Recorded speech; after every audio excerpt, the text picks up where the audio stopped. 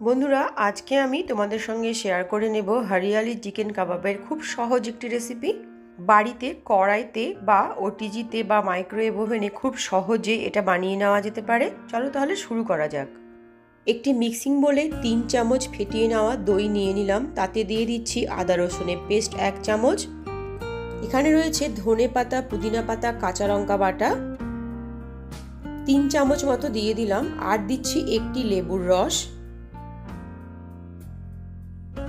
দিয়ে দেব গোলমরিচ গুঁড়ো, গরম মশলা গুঁড়ো, জিরে গুঁড়ো, ধনে গুঁড়ো, লবণ পরিমাণ মতো। দিয়ে দেব কাসুরি মেথি হাফ চা চামচ। আর দিয়ে দেব 2 চামচ সর্ষের তেল। মশলাগুলো চামচের সাহায্যে খুব ভালো করে ফেটিয়ে নেব।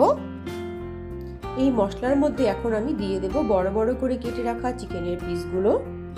লেগ পিসগুলোতে আমি কাট লাগিয়ে নিয়েছি। এবারে মশলা দিয়ে চিকেনের পিসগুলো খুব ভালো করে মেখে 3 ঘন্টা ঢাকা দিয়ে রেখে দেব। বন্ধুরা, তোমরা চাইলে চিকেন ম্যারিনেট করে 6 থেকে 7 ঘন্টা রেখে দিতে পারো। এতে কিন্তু কাবাব খেতে আরও বেশি ভালো লাগবে।